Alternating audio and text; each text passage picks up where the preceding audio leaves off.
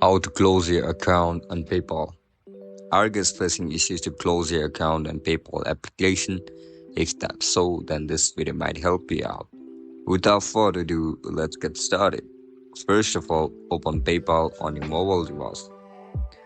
Once you open the PayPal, now look at the top right corner of your screen where you can see a profile icon. Click on it.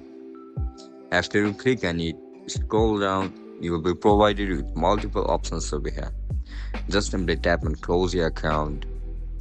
Once you click on it, you will be forwarded to this section.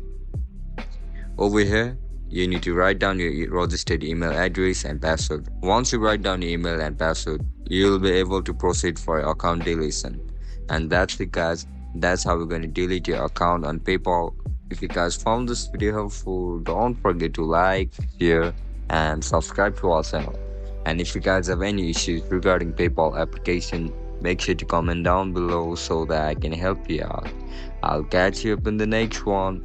Bye bye.